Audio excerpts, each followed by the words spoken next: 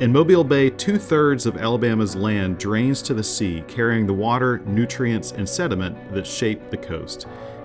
Over the past century, human activity has altered this flow. Upstream dams trap sediment before it reaches the coast, starving marshes that need it to keep pace with sea level rise. Without enough material, land sinks, plants die, and the shoreline erodes. Heavy loads of sediment bury oyster reefs and seagrass beds, reducing water quality and damaging habitat. Sediment moves in two main forms. Suspended particles travel in the water column and can carry pollutants long distances. Bedload sediments, such as sand and gravel, can roll and skip along the water bottom, shaping channels, building shorelines, and supporting habitat.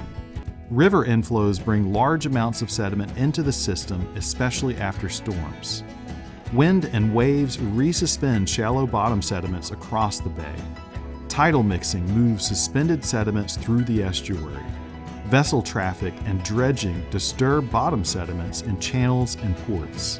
And seasonal shifts bring more sediment through during wet springs than dry falls. When turbidity is high, in other words, when there are many suspended particles, less light reaches the bottom. Seagrasses cannot photosynthesize and begin to die off, and filter feeders like oysters get clogged up and suffocate.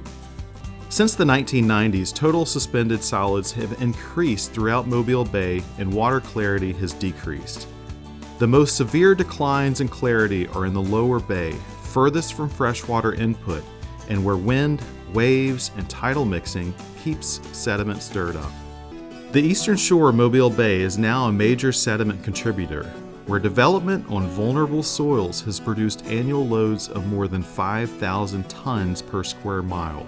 Mobile Bay is a drowned river valley.